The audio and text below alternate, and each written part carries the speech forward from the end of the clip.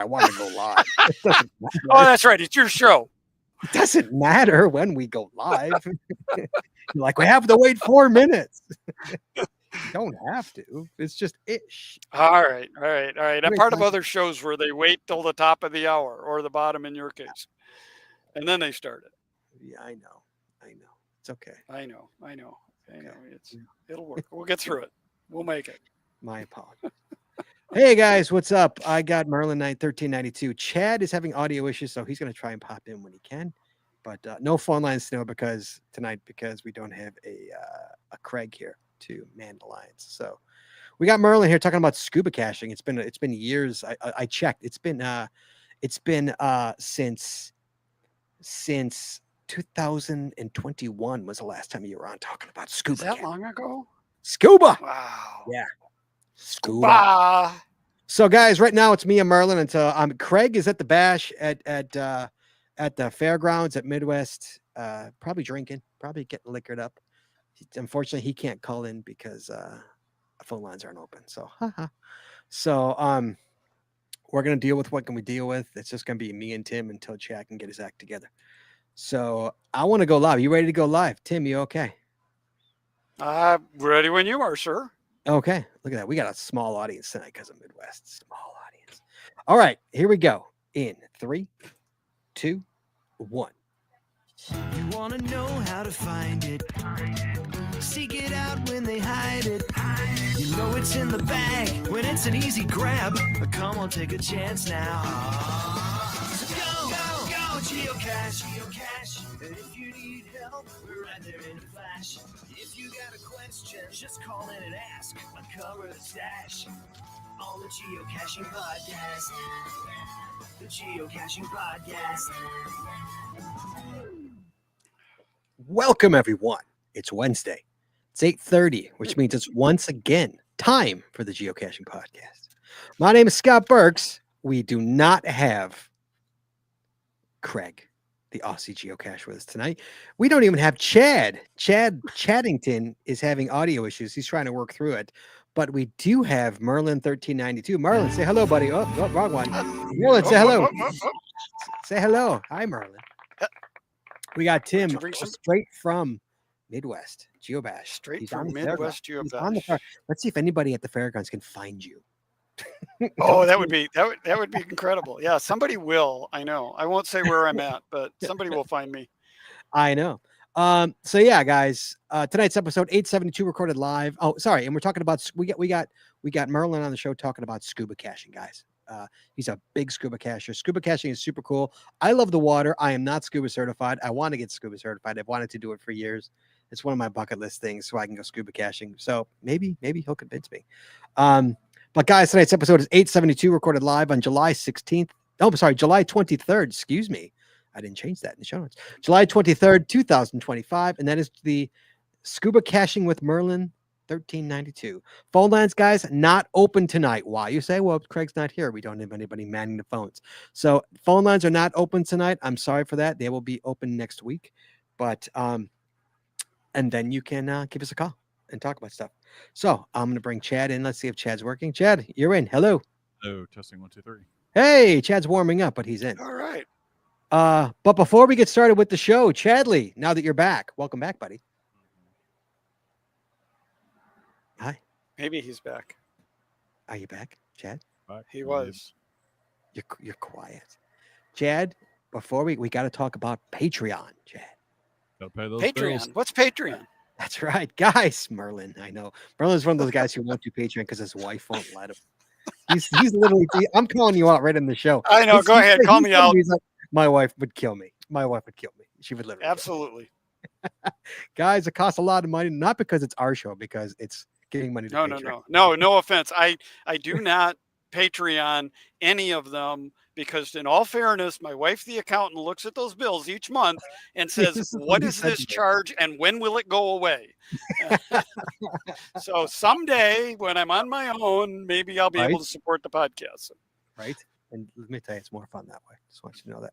Anyway, guys, costs a lot of money to make this podcast work. There's two ways you can help us out. First, you go to PayPal. That's PayPal.me/the geocaching podcast. You make that one-time donation. Doesn't matter. Goes to the bills. Or Chaddington, are you awake now? Can we hear you? I'm awake. Kinda. Yeah. Is he quiet or is it just me? Maybe it's just he's quiet. But is he quiet for everyone else? That's the question. Is this better? No. Testing. No. No better. How about Guys, we want to talk about Patreon. Guys, you get extra audio, extra video only available to our Patreon members. You get stickers and coins and pat tags and pins. You get the Patreon only show at the end of the year. We just give stuff away. Yeah, Skip says you're low audio. And guys, you want to be part of that. We just give away the prize closet and it's flowing this year. It's doing great. I've gotten so much stuff from listeners. Tier start as low as $5, guys. And Chad, Angel Bandit out of Panama City Beach, Florida, platinum, new platinum. Love my favorite type of patrons are the platinum members, so we appreciate them. Welcome, Angel Bandit. We appreciate you, guys. By the way, what is this any better? By the way, that is better. Thank you. Oh, that's very good. Well done, Chadley. If you want more information, guys, you can join us. You go to patreon.com. That's patreon.com. I'm all flustered. / the geocaching podcast. Promotional consideration paid for by the following.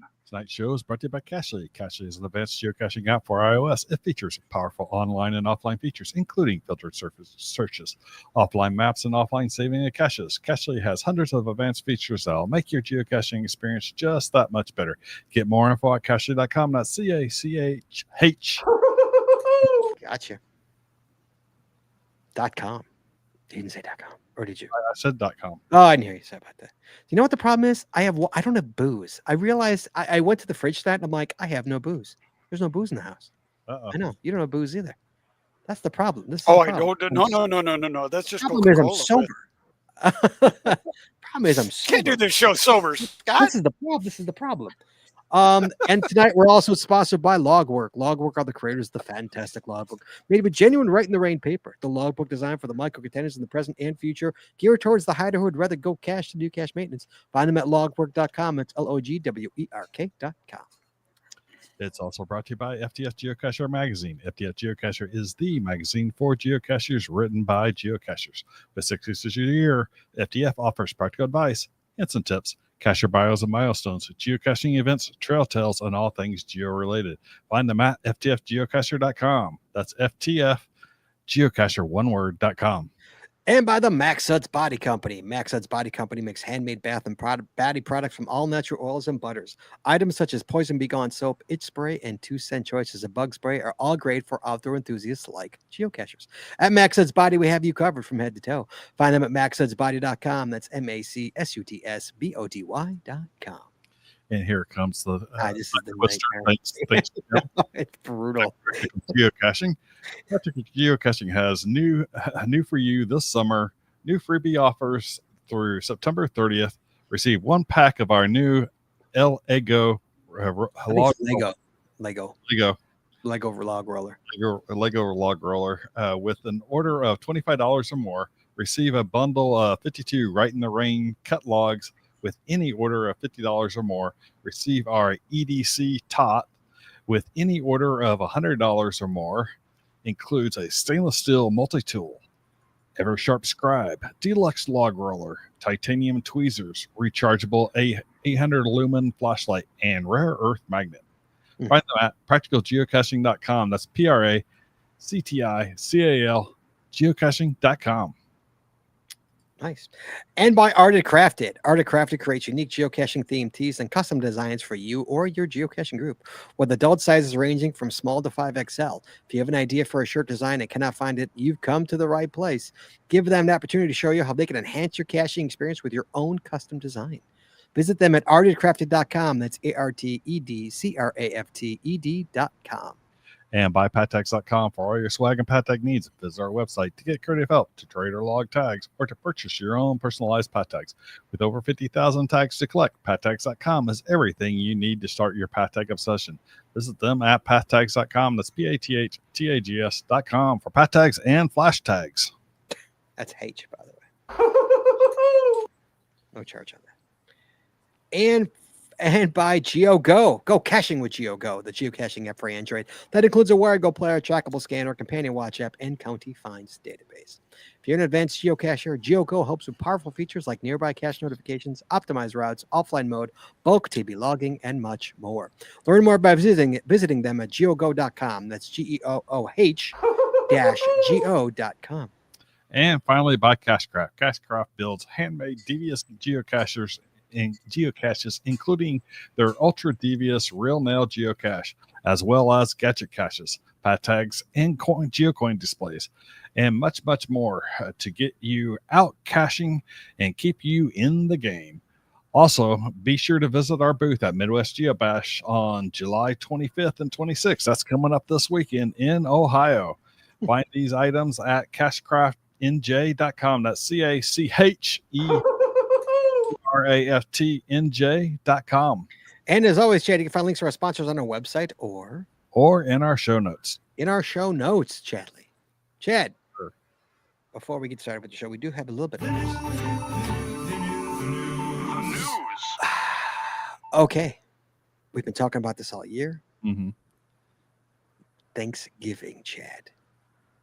ET Highway, Chad. Turkey Trot. 2025. 4,000 caches in 3 days. Chad, the number is up to 64 people. Mm-hmm. That's still 16 cars. 16. Tim, one more will be at 17 cars. 16 Now, cars. This is all SCUBA attributed caches, right? Yeah, they're all SCUBA attributed. Yeah. Yeah. And we do have an email too. We have an email from Ellen and Railroad. He says, "Here's an idea for the remember that we talked about Chad last week, the hotel. Do you remember? Yeah, the Clown Hotel. No, not the Clown Hotel. No. The one where they're about convert a couple right. of rooms into right. So Ellen and Railroad. Okay, he does this just to make me screw up his name. Ellen and Railroad says, "Here's an idea for a hotel owner that wants to turn a room into a cache. My first thought for a cache in a hotel room is a puzzle cache based on The Shining." Chad. Here's Johnny. Right, a puzzle cache based. I like that idea. That's a good one. I like that too. Yeah. And for those of you who are too young to know, that was a reference to The Shining. Shining.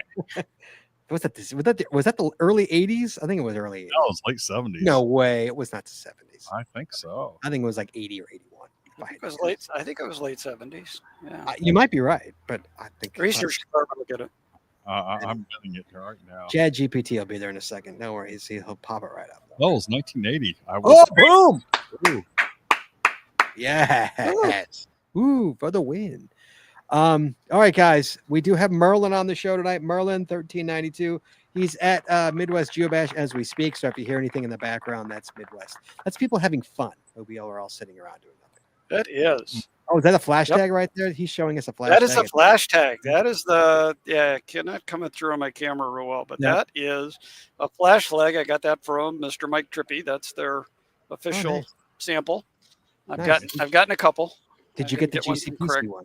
Did you get the Craig one? I did not, because I just saw Craig while I was a volunteer, and so there's another one. Nice. I was volunteering tonight, so yeah. So I got a couple from people in line, but otherwise I didn't. Yes, Midwest Geobash is open for business. The party has started, but that's not why we're here. That is not why we're here. No, sir. Why are we here?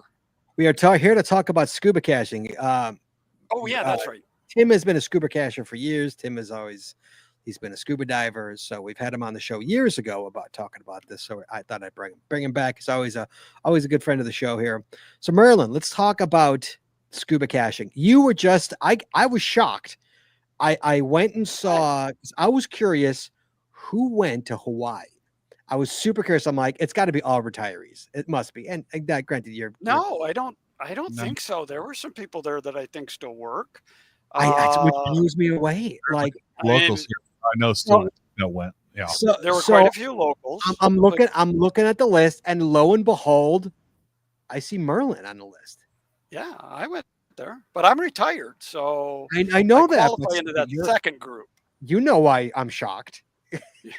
Yeah. Yeah, I know. Yeah. Well, but I'm also part of that other network, so I was kind of obligated to go. Oh, that the So network see, that shall not I'm be named, that technically one? part of the organizing committee. Oh, I see what you're So saying. Emily couldn't go, so I had to go, I or I see. felt obligated to go. But while I She was couldn't there, go, so you had to go. yeah, Did she help pay yeah, for your ticket? That she couldn't have. no, she did not. No, GTN did not. I mean, I got some funding stuff for going, but no, nobody paid my ticket. But I did get a dive in, and I dove with 2 other geocachers. That's So awesome. Nice. yeah, so That is yep, awesome. we dove on the Sea Tiger.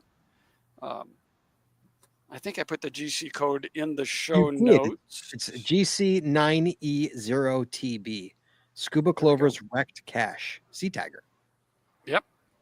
Which Nice. is 100. We were 101 feet below the surface when we got that. 101 feet? Is that what you said? 101 feet. The cache is actually at 106 feet.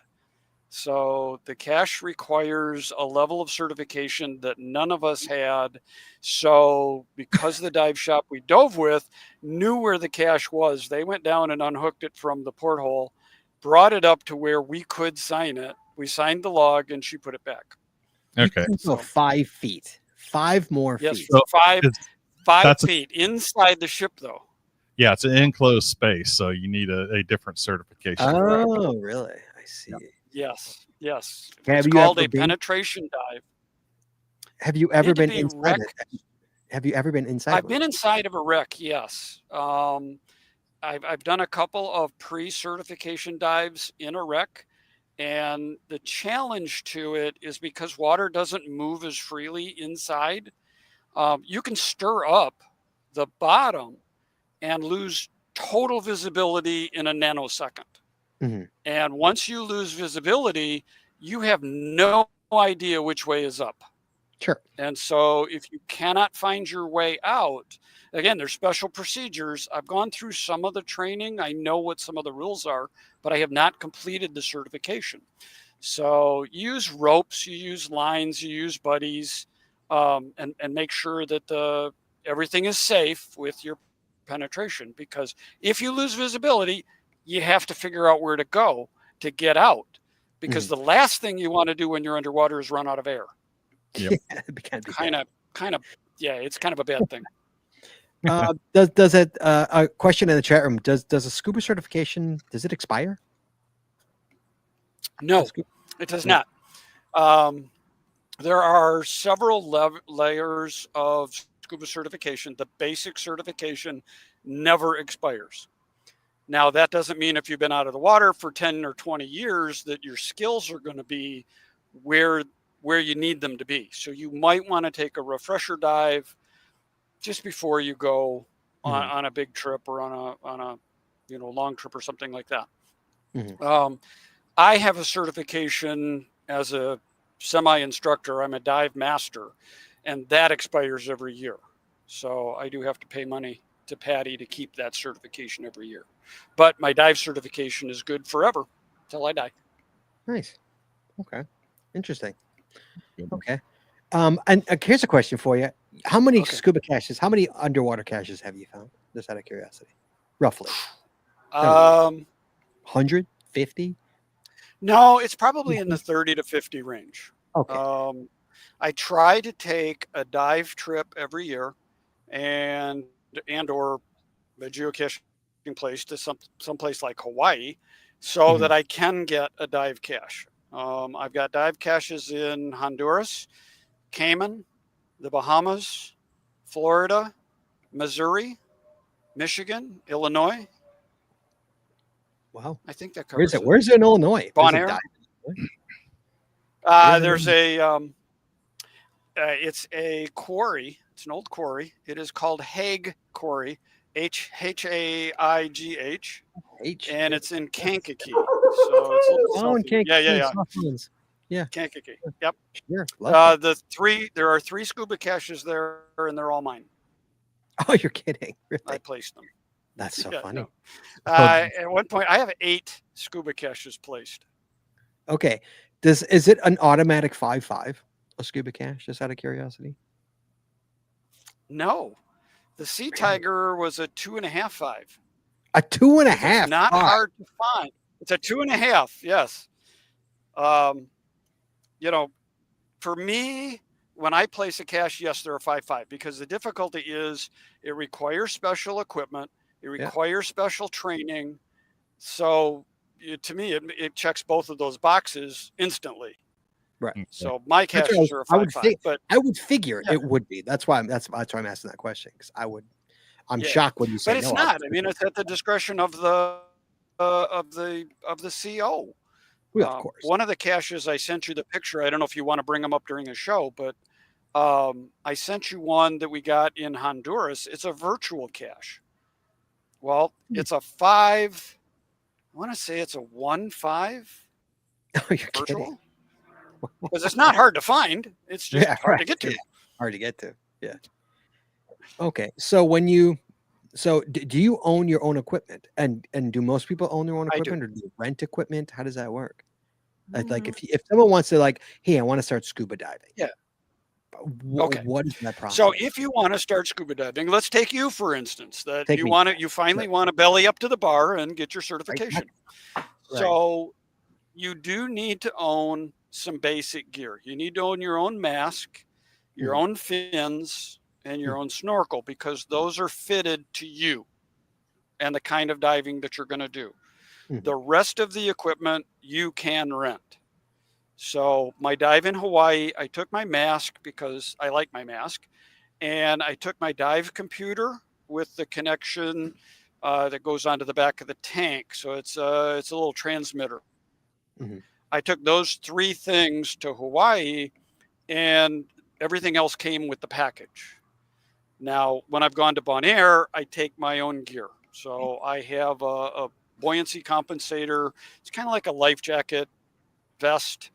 I take fins. I took my regulators. I took boots to go inside my fins because that's how I like them. I like to dive that way. It's just more comfortable if you use your own gear. But you only need those 3 basic things to get started. Right. And is this expensive gear? It's very. like golf. What's the most? So like there's cheap and then there's expensive. The better, the better quality. Yep. Okay, we have Chevy models, we have Cadillacs, and we have Buicks. Fins. What's the most expensive fins there are? Oh, I don't know, but I know that some of the ones we have in the shop, $150, $180 for a pair.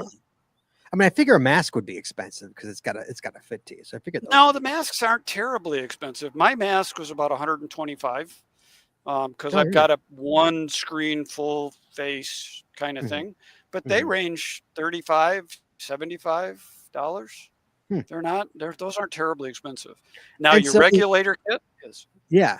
That's super. That can be super expensive. Yeah. Okay, so what about a tank? Like, how do you fill a tank? How does that happen? With a compressor. But like, do you, when you go diving with a company, will they fill your tank for you if you have your own tank? Yes, that's the most commonly rented item. A tank? Yes, it is, because it's very cheap. It's very cheap to rent those, and it's expensive to ship them. You cannot ship a filled tank on an aircraft. No, of course not. So the tanks that I own, I use for diving in Michigan, and when I go anywhere else. So 2 things that I always get at the location I'm diving, and that one of those are weights, so that I'm properly weighted to go down in the water. And then the second one is the tanks, because they're easy to fill, and usually they have hundreds on site to use. Oh, really? You just use them when you need them. Okay, interesting. Yeah. So do you just use a weight belt, or do you use one that you attach to your vest? Mine are now integrated. I used integrated weights in Hawaii, but I do own a belt, and I've taken the belt to me because sometimes it's easier. When I dove in the Galapagos Islands, I used my weight belt because I needed more weight because of the thickness of the wetsuit I was wearing. Okay, so your buoyancy was higher. Yeah, but I still used a combination. I put some weights in my jacket. I put some weights on my belt because I think I was diving with about 30 pounds on me that time. Is there any scuba caches you can get without being certified? Technically, no. because Yeah. in order to breathe the air off of a tank, you are supposed to be certified. Oh, Now- what about a bubble helmet? What about those places? I don't know that. I've never been to a place that uses those for scuba caching, or where there are caches near places to go. The ones that I have in the lakes vary between 15, 25 feet and 80 feet. But one of them that I did, where was that? Might have been Honduras again, was like 125 feet to get. You're not going to do that with a bubble helmet. No. So, that's a touring kind of thing. It's great to get underwater and experience maybe claustrophobia. Because wearing all that gear can affect people differently. Mhm. So, But 15 feet, you might be able to do that with just a snorkel. yeah, you could. But my caches have a slate where you go down and you can write your name on the slate. You leave the cache on the bottom. You got to do a real good breath hold if you're going to go down 15 feet, find the cache, sign it, and get to the surface. Yeah. Yes. In my youth. It is possible. It is possible. Oh yeah. Yeah. I mean, I grew up in a pool, and it was a Okay. 12-foot deep pool, and I'd be down there for almost a minute. No. Back in the day, when I was a little kid. Is there a separate certification for freshwater versus saltwater, and also for freshwater? Does that account for places like rock quarries, or does rock quarries require something special? No. No, water is water. The main difference between salt versus fresh is the density of the water and your buoyancy. So what sinks in fresh water may float in salt water. So you want a little bit more weight. A quarry is just a lake that's been filled with water. So A quarry that's filled with water, but yeah. So, yep, no, they're all the same. So there's a couple, like I mentioned, Hay Quarry in Kankakee. There's another one, Gilboa Quarry in Ohio, in the Midwest. There's one in Pennsylvania that I haven't visited yet. I think there's one in Kentucky.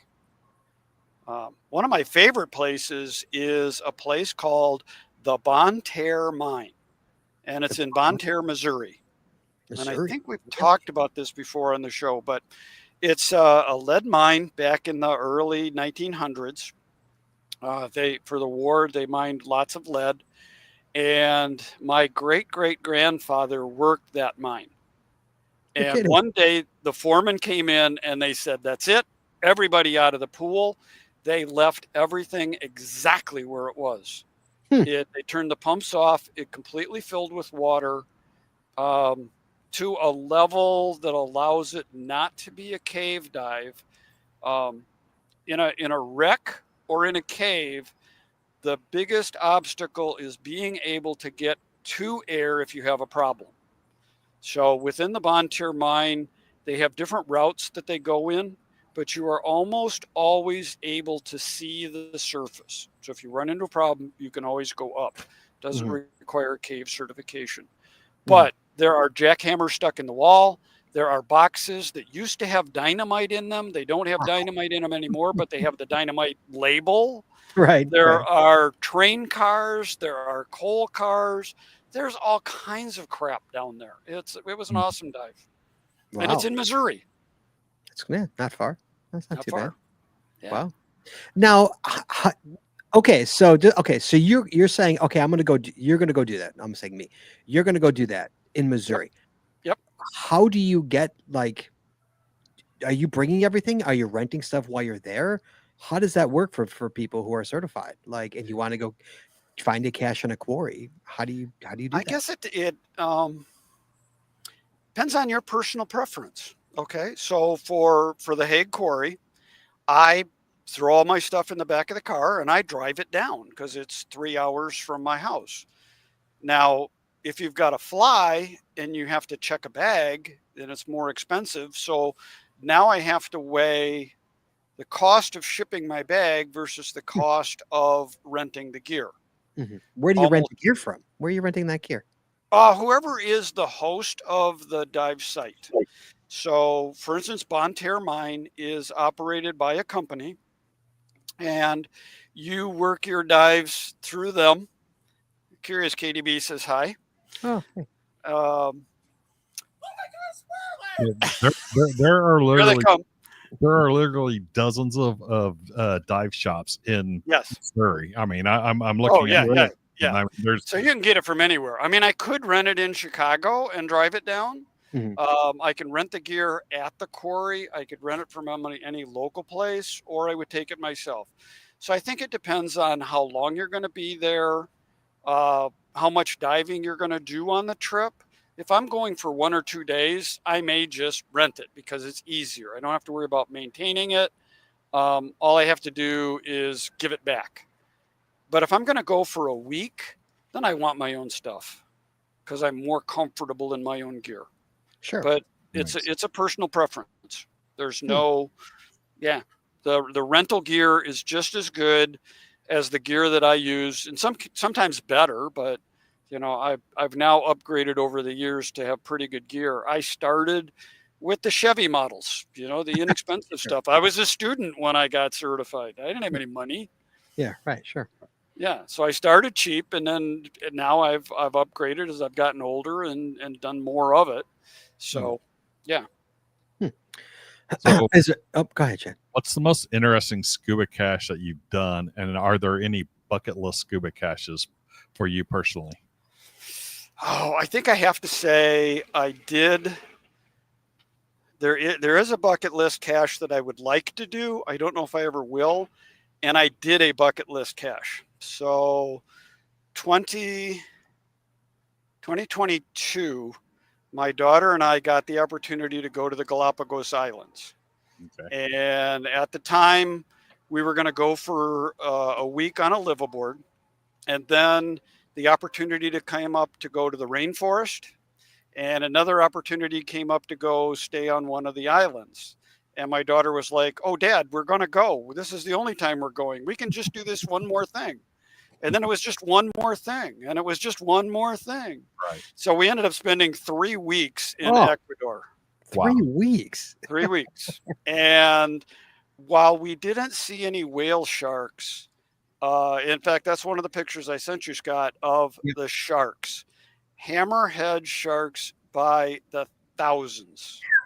Thousands.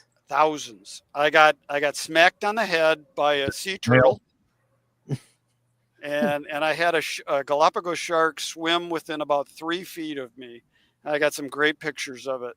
Nice. So that was a bucket list experience. I don't think I'd be okay with that. I can't swim with sharks. I was fine. It was great. Ah. Now, tiger sharks and white sharks are very unpredictable. I don't know that if I want to dive with those, but any other kind of shark, I'm happy to dive with because I'm as big as many of them, and they're not looking. They're looking for the easy meal, not the tough meal. And so, what about? So, is there any other bucket list one? Okay, so the other bucket list is in Palau, and I think it's a freshwater lake. It's in the crater of a volcano, and it is. They have a jellyfish lake, and there are millions of jellyfish that are non-stinging. They have no natural predator in this place, and so they multiply by the millions, and you can just swim among them. So that is one of my other bucket list items. Is that Jellyfish Lake, or I don't know what it's called. I didn't do research before I got on the show. It might be Jellyfish Lake in Palau. There is a lake called Jellyfish Lake in Palau. So yeah, it probably is the same one. It's a volcanic crater that you have to hike into in order to make the dive. So that's my last, I guess, bucket list item that I have for diving. But I'm happy to go anywhere, anytime, and dive. You don't got to pull your arm, huh? No, Convince Merlin to go. In fact, if I'm out of the water too long, my skin starts to shrivel up and get all crusty, and I got to get in the water soon. Okay, let's talk about the easiest and let's talk about the hardest scuba caches you've done. Talk about the easiest and then give me the hardest. So I think the easiest one was probably the virtual that I did in Honduras because it was a virtual. You just had to find this mooring ball that was 75, 80 feet under the water. The dive masters knew about it. The hardest one. So was that like a detour in a regular dive, but not the main event, just Yeah, a detour? Yeah, was that your extra, or you didn't go there for that one? Yeah, I mean, No. I mean, I went there to dive. Okay, right. so we were going to dive, and when I looked at the trip and the location, I was like, okay, here's this dive cache, here's this dive cache, here's this dive cache. So the only thing I had to do was kind of make sure that the captain was going to those places on different days that we were there. Mhm. So we didn't have to do anything special to get them. Mhm. Another one that I did in Honduras, we went to Honduras about a week before the rainy season, and nobody told Mother Nature about that. So we had a tropical storm. Yeah. A tropical storm came in on Wednesday, and Thursday we were out, and I would say this is not my hardest dive, but my buddy and I dove in a tropical storm. The rain was literally coming sideways. The wind was howling. We were in a protected kind of cove area, but just outside the cove, we were watching 6 foot, 8 foot waves just hammering the beach. Now, We did that increase like currents below the surface and stuff? That you had to No. deal with? No.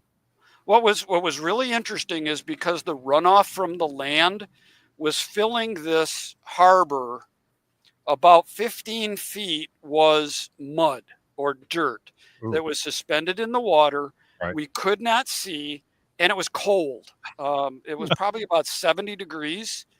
We got to 16 feet.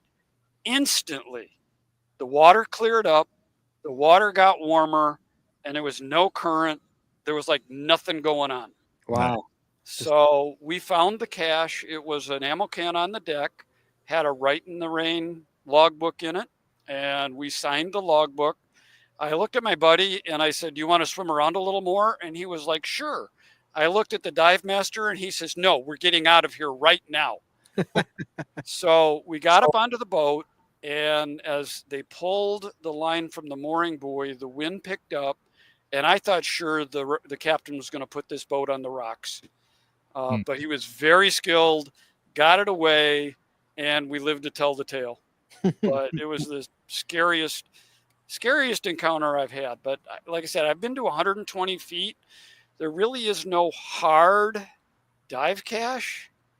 They're not meant to be hard. Caches are meant to be found. Of course. Most of the time.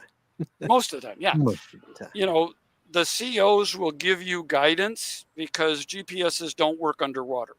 Mhm. So there's one in Lake Michigan. It's called the Fireboat Shipwreck. Mhm. And it tell you, go down to the bow, take a compass reading of X degrees, and swim for X number of feet. And you'll find an ammo can chained to a pin that's down in the ground. Right. Sure. So I have not found that one, but that's what the instructions say. How far down is that one? I think it's 95 feet, 95 feet. Oh, it's not bad. No, it's not bad. Lake Michigan, though, is really, really cold. Always. It's cold. And always cold. It probably averages at that depth 55 degrees. Oh, burr. That is cold. Yeah. You could have a wetsuit for that. Oh, yeah. I almost always dive with a wetsuit in Michigan, a heavy wetsuit.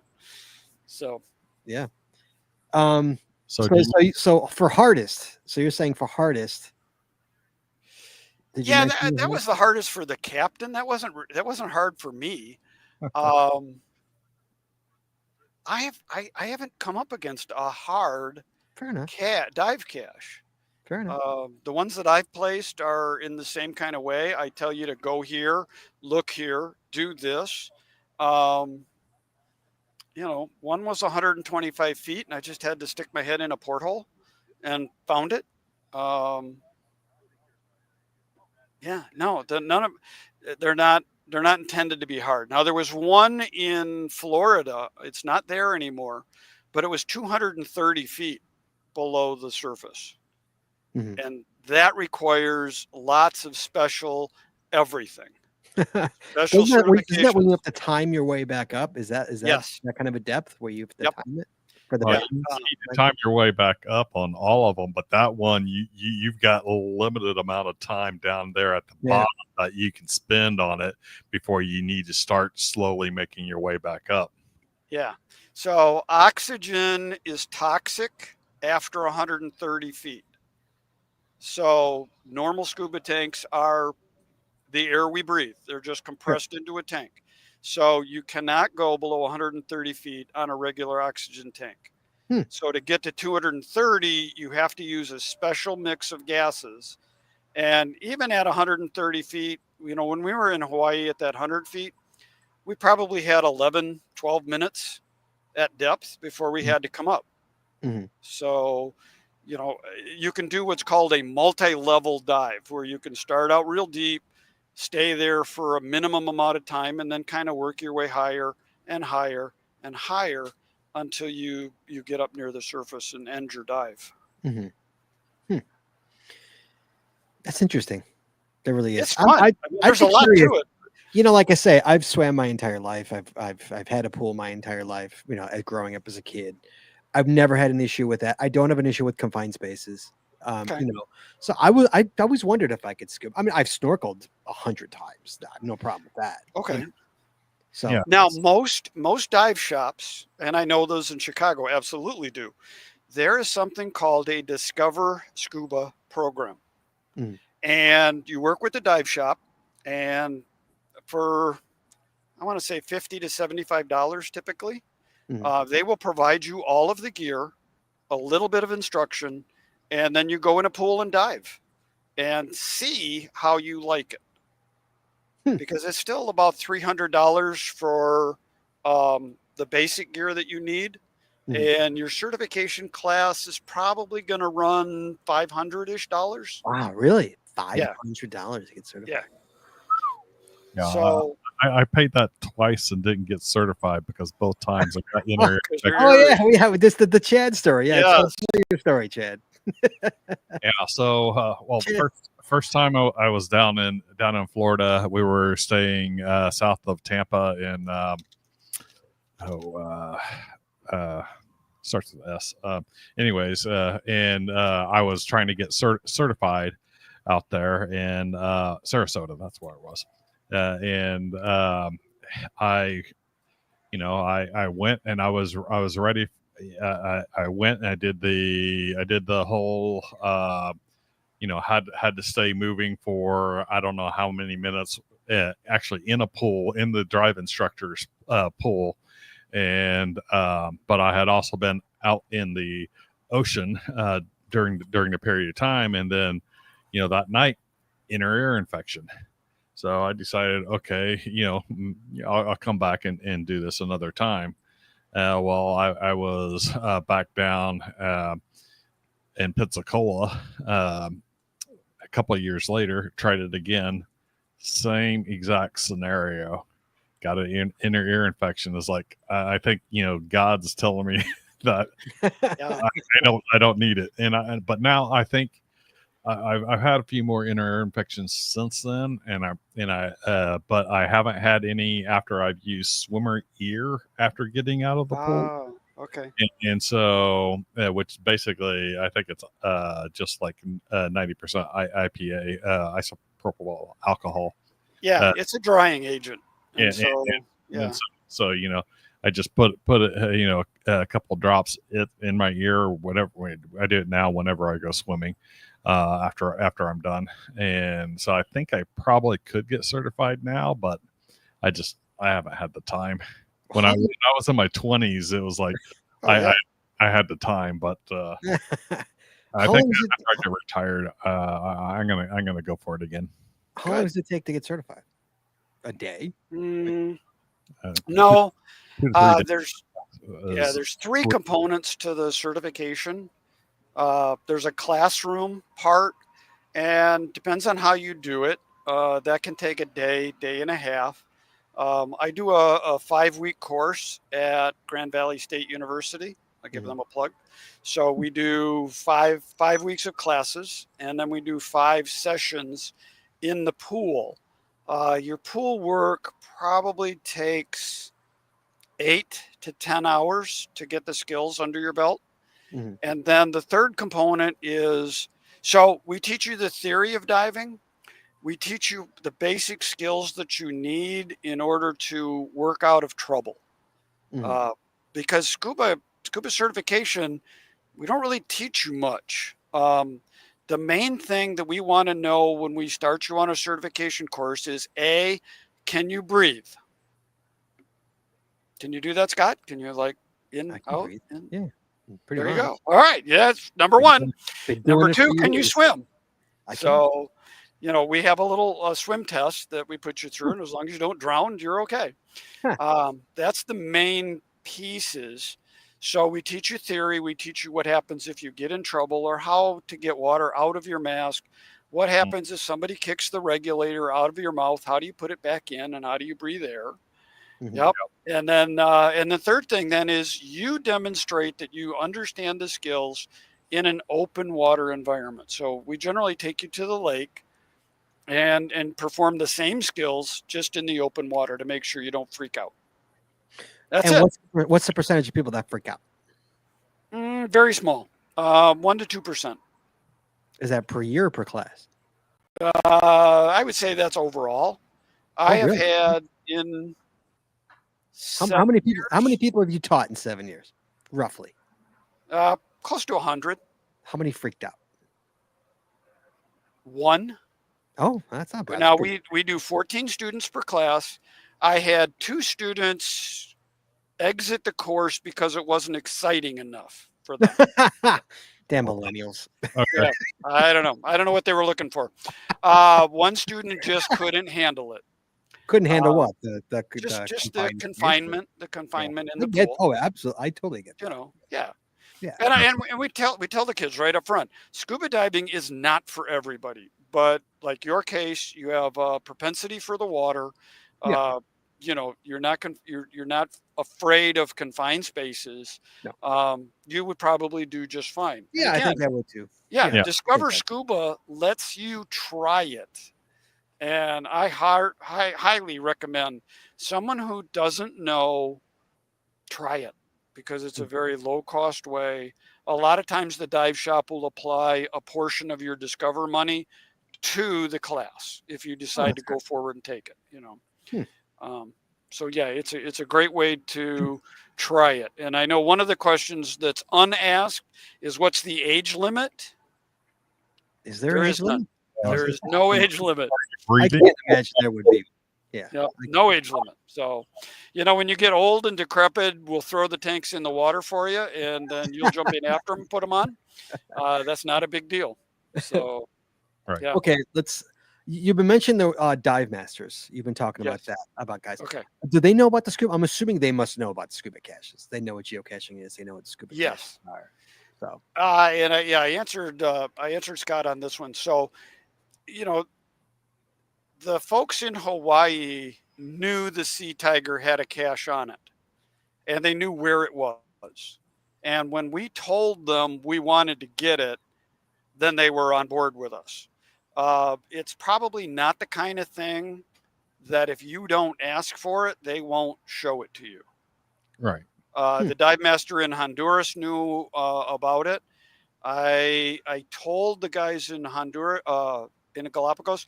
Galapagos did not have a true dive cache when we were there.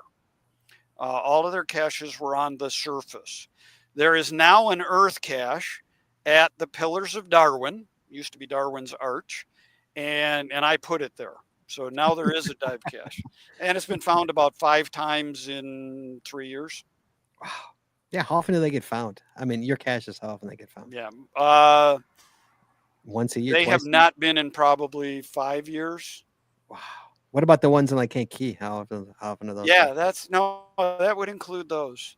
Really? We used to teach a geocaching certification, dive certification course, You're and kidding. I think we no, yeah, Hmm. Hmm. because there are certain things that you need to understand when you're dive caching, Mhm.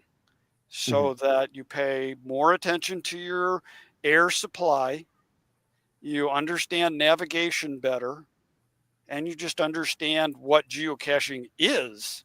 Mhm. For a lot of divers don't know. When I first started caching, that was one of the things I looked up. I was like, I wonder if there's anything called scuba caching, and the formal name is called dive caching. And my path tag has that on it, and people often ask, what is that Your path on? tag is like mine's got like a Merlin guy. Mine's got like a magician. Yeah, but if you look, and this is the one you have. Let Yes, me that's the one put I my have. hand behind Yes, it. he's That's the one showing you us have. his Yep, the one listeners. that He's I'm showing showing us on this. the He's screen. showing us his path tag. Yes. Yep. So there you see the Oh, little, Patty symbol there in the lower right. yes, in the lower right. That is a dive flag, and it's got a little water drop on it. And the water oh, drop is technically the dive caching symbol.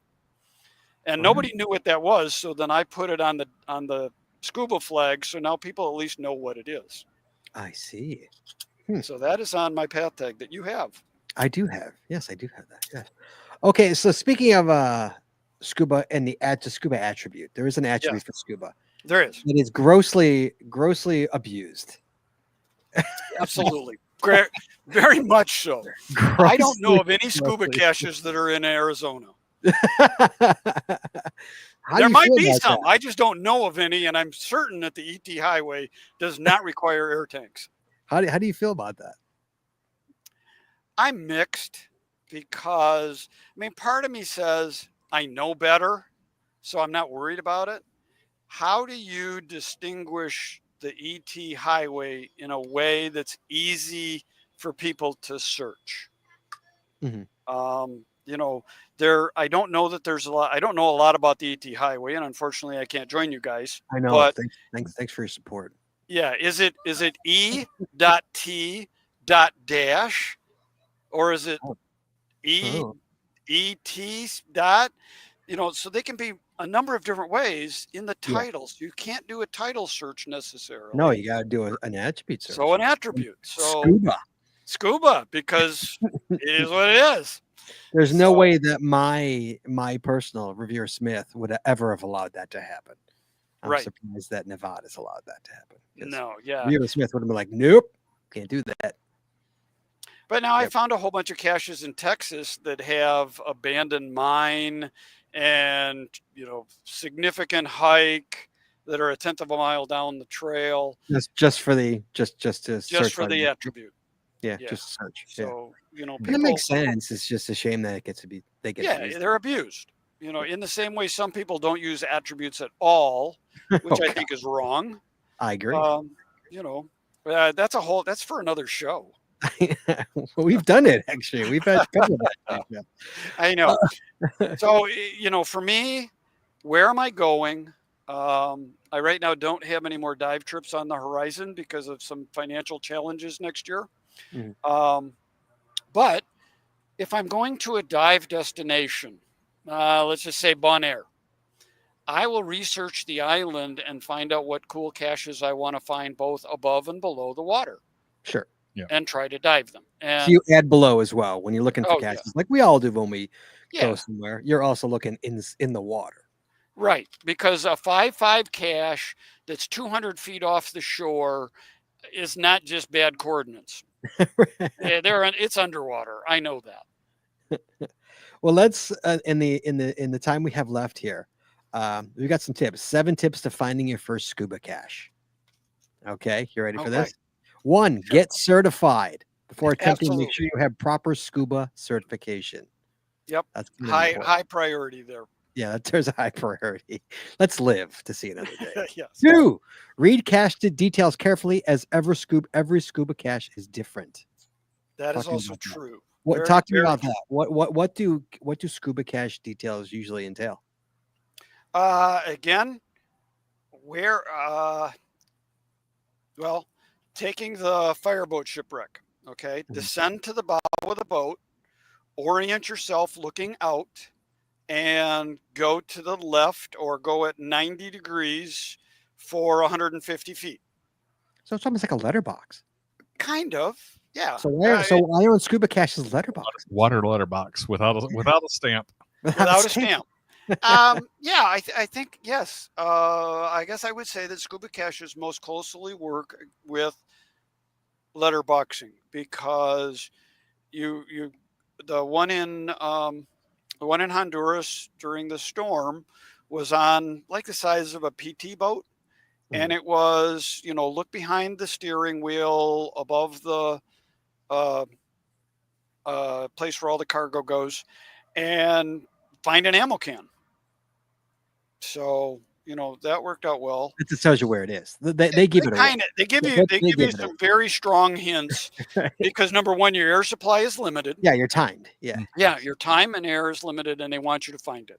Sure. So now the first one I found in the Cayman Islands, there were 10 of us on the boat, and we were diving this big wreck. And I didn't have a lot of help with where this cache was. So I told everybody that was diving were part of our group, and I told them about geocaching. I told them this is what I was looking for. And I said, when you dive this wreck, if you find this, signal me. And so I was on one side of the ship, and I had another guy come up on the other side of the ship, and he's waving his hands, and he goes, this gives me a square box. Give me a square box is what he said. And I said, I know what he's talking about. I went over, swam to it, and yes, it was a great big Pelican box, which is a waterproof box, mounted to the side of the ship, and I took pictures and signed that log. Nice. So yeah, they're all different. All as different as you'll find caches on the land, you'll find them underwater. Nice. That's awesome. 3, research the diving area and its ecosystem. You don't want to be unpleasantly surprised by the local sea creatures or water temperature. Right. So are you diving in warm water? Are you diving in cold water? What you have, and also what you're accustomed to. I can dive in 80-degree water and not really require a suit, simply because I dive in 50-degree water all the time. But if you're not used to that, you may want to have some protection for you. So, yep, I agree wholeheartedly. Bring a compass. GPS devices do not work underwater, but a compass will help you navigate while submerged in water. You can also triangulate the position of the geocache based on provided landmarks. Certain cache listings will specify. All good divers should have this as their standard gear. Yes, and you will learn that in your certification. Diving without a compass is a no-no. And my dive computer has a compass built in, and I use it regularly. Oh yeah. Yep. Buddy system is a must. In the off chance that something were to happen, an underwater current, for example, you want to make sure someone knows where you are. There's some misnomers about that. Oh yeah. So the buddy system is always good. Like caching on the land, if you're with a buddy and something happens, you have help. However, how many times do you go solo caching? Sure, all the time. There is a certification to be a solo diver. Really? Yes. But would you want to do that though? Oh, it's a blast. Really? You enjoy that? In Bonaire, I went out on my own along the reef. I have that certification. So what you learn is, and again, when we teach you things about scuba diving, we're not going to teach you how to dive. We're going to teach you what happens if you have a problem and how to extricate yourself from it. So in the same way, solo caching requires you to understand where you are in the water better. You have to be more attuned to that. But in Bonaire, the tarpon love scuba divers at night because we'll shine our lights on fish and they will literally surge over your shoulder and grab that fish that you've just lit up with your light. And I probably had 6 of them swimming around me from about 3 foot to about 6, 7 feet. And they're massive. They're like 12 Yeah. inches thick. It's a big fish. Yeah. Well, I would turn my light off and be just by myself in the dark and watch these silvery things swim by. It was the coolest experience ever. Now, everybody thought I was crazy for doing it, but the next night we went out. I went out with a couple of buddies, and the experience was not nearly the same. We did find about a 3-foot lobster when we were out, which A was 3-foot incredible. lobster. Wow. Yeah, he was humongous. But the tarpon acted very differently when there were 3 of us with lights than when I was on my own. So Interesting. there are experiences when you're on your own that are more pleasant. You just have to be more careful. Yeah, I was gonna say, like, God forbid something happens, you could be in a lot Right. of trouble. Yeah. You could be. I didn't go that far. I went 50 to 100 feet from the entry point. Mhm. I knew I had been diving the site before during the day, so I knew what the landmarks were. I knew where I was. I knew I didn't go really deep. I stayed in about 30 to 40 feet of water. So again, if something were to happen, I felt better about my own skills that I could extricate myself from it. And that's another piece of scuba diving. Like geocaching, are you going to rappel off of that cliff if you're 80 years old and you've never been, rappelling before? Or your own limitations Right. and you go up to those. You do not exceed those. Number 6, bring a pencil or waterproof writing utensil to sign the logbook. Pens don't work underwater. No, they Like, do not. you're I saying use the a rain- grease pencil. You're saying writing the rain logs underneath there. I was wondering, it's like, do you got a Fisher space pen, or do you still use a grease pen on the writing the rain log? Yeah, I use a grease pencil when I go down, whenever I dive, because I have a little slate that I can put on my arm and write notes to buddies. Right. And I just use that to sign the log when I'm down there. It works fine on writing the rain paper. Okay. And finally, number 7, carry an underwater camera so you could snap a shot of yourself finding the cache. What kind of I usually underwater? have my buddies take my picture when I find the cache. What do you have, 'Cause, Merlin? What's your camera? pardon? What's your camera? What do you use? I have a Sea Life camera, and my daughter has a GoPro. I Oh. borrowed her GoPro when we went to Hawaii, but I have a little. It's like the Sony, a small Sony camera that's a Mhm. couple inches. Nice. It's just a point and shoot kind of camera. It does a pretty good job. Nice. All right, Merlin. It is 9:30. I know, Already? crazy. Okay, so Wow. let's talk real quick. So if somebody wants to get involved in scuba caching, give us the quick, what should they do? Someone's like, you know what? I'm intrigued by this. How do I get more information? What's my next step? I reach out to me or your local dive shop. The dive shop probably will not know about scuba caching, but send me a note. Merlin1392, geocaching.com, and I'll help you get started depending on where you are. My friend Kitty Catch from Australia got her certification because of our show back in 21. Oh, you're kidding. No, she Yay. decided to get certified, and she's here at Midwest GeoBash, so we're going to hang out probably tomorrow some together. But she did, and she reached out. So Australia is now on my another one on my bucket list to go visit. So yeah, Nice. but yeah, reach out to your local dive shop, and I guess first is first, get that certification done, then worry about how to figure the caching part of it into the diving. Sure. Yeah. Learn how to walk before you learn how to run. Yeah. All right. So I'm gonna pretend I didn't hear you, and I'm gonna give you 1 minute to pimp your stuff. To show you're on. Go. 1 minute. Okay. And I'm not listening. Go. Go. All right. So Tuesday nights, 9 p.m., I am a co-host on a show called Challenge Talk, and we're part of the Geocache Talk Network. And Emily, Renee, and we talk everything challenge caching. So Challenge Talk Podcast at gmail.com, Merlin1392 at geocaching.com. And Midwest Geobash, I'm at site K14-4. And I've got the big light on in my tent right now. My site's actually not far from yours. Cool. I'm KO3 and KO4. Oh, okay, cool. Nice. So Cody will be there. Aaron will be there on Friday, and that's where Craig is. Craig's on my spot. Yeah, Craig's down. Craig's down to the north he's of on us. he's on my spot. And then Wheels will be there Friday too. Wheels 00 will be there too. Okay. I had something that I wanted to talk to Cody about, so I'm looking forward to talking to him. I don't remember. He'll be here. I think Friday night he'll be there. Yeah, he'll be there Friday night. Find him. Okay. He'll be there. KO3 or KO4. All right. So Merlin, always a pleasure to have you on this. You are always welcome on the show. Thank you for having me. It is always. I love having you on the show. You've been on twice this year already. That's crazy. Thank you.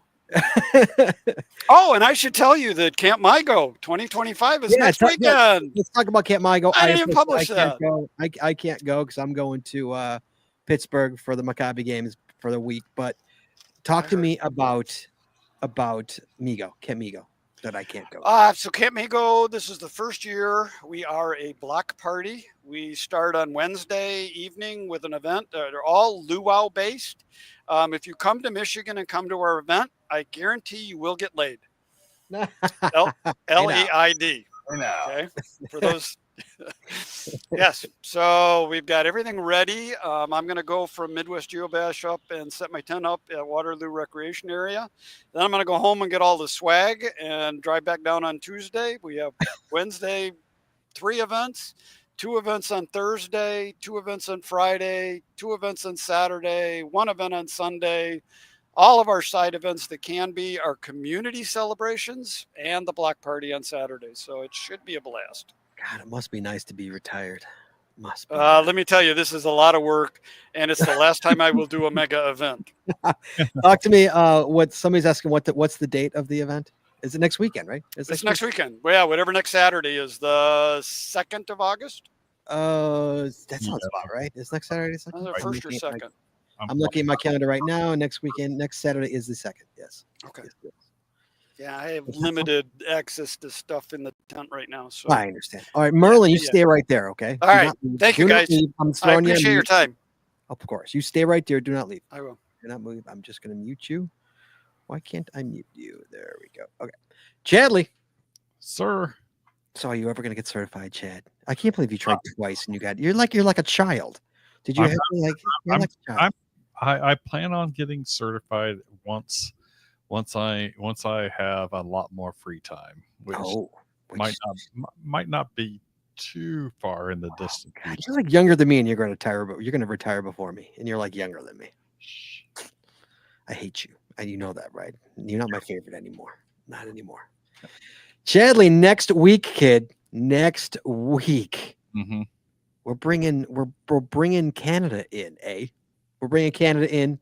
Next week, we're bringing Pasha on the show. Pasha 88, who's at Midwest Geobash as we speak right now. She's there. We're bringing Pasha on the show to talk about Fall Fest Mega, the one in Canada. I think I might go, Chad. You might go? I think I might go. Yeah, I talked to Cody, dog. He wants to go. The problem is Shane. The problem is my child. The damn child, Chad. Eat some poutine. It's the child. He kills me with his sports. Murders me. Although apparently I'm told I will miss it horrifically when he's done and when it's gone and when they're grown. I have heard I will miss it horrifically. So I'm trying to enjoy it. Hence, I'm not at Midwest Geobash right now. So I am trying to enjoy it. Tim, I'm enjoying it. That's what I keep telling myself. I'm enjoying it.